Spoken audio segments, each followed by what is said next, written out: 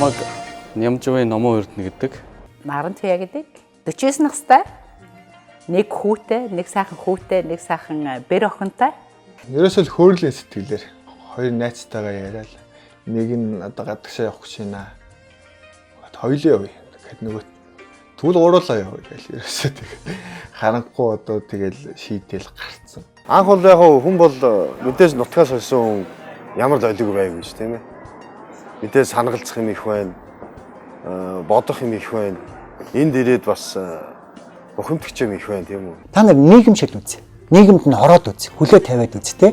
Хөлөө тавиад үзэхлээр нийгэм гэдэг чинь та нар эднэр гадны хүн бид нар хөлөө авахгүй гэдэг ингэдэггүй юм. Эхний нэг жил нэлээ хүнд байсан. Ажил хийж сураагүй, хараж тасаагүй. За шивэд улс ч юм бол одоо бас ланх хэрэгтэй бол их сайхан газар ирж яах гэж бодож иржээс л та яг муухай гэж бол хэлэхгүй мэдээж. Хамгийн гол нь зорилготой байх хэрэгтэй. Ямар учраас тийшээ явах гэж байгаа юм бэ? Би энд шивэд улсад ирснээр би Монголоос гадагшаа гарснараа давуу тал нь юу вэ? Монголд байхын давуу тал юу вэ гэдэг хоёр харьцуулаад бичээд үзэх хэрэгтэй тийм ээ.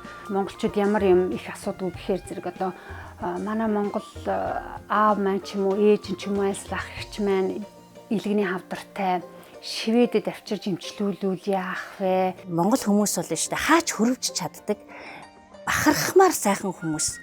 Одоо гадаа ингээд л одоо өрмийн янз бүрийн орноос ирсүүлсэд гудамжинд гуйлах суугаад байна. Нэг ч монгол хүн гудамжинд гуйлах хойд суугаагүй шүү. Их хэлнийх нь багш бид нар жишээлбэл одоо шивэд хэлийг эзэмшсэн тодорхой хэмжээнд бас сургууль соёлоор нь явчихсан тэр улсууд очоод шивэд хэл дээр хичээлүүд дээр нь туслах сургалтыг чиглүүлэх тийм хичээл ордог. Энэ хичээлүүдийг бас хүүхдүүд авах бүрэн эрхтэй байдаг. Болж игэл одоо араб хэлээр ярьдаг бол одоо бүр зүгээр байна. Одоо тэрийг сураад ирэх юм бол одоо бас хэл их чухлаа. Тэгэхээр хичнээн чи өөрөө энэ миний хүүхэд, энэ миний төрүүлсэн хүүхэд гэж байгаа боловч энэ газар нутагт дээр л байгаа бол тухайн хүүхдийн эрхийг энэ төр нь тэр хүүхэд чинь эсвэл чи ямар ч бичиг баримт статустгүй байсан ч гэсэн тэр хүүхдийн бодгол биеийг амьсгалж байгаа биеийг энэ нутаг газар орон дээр байгаа бол энэ эрхийг нь энэ төр хамгаална. Тэрнтэй адилхан эмэгтэй хүмүүс бас тэгж хамгаалдаг.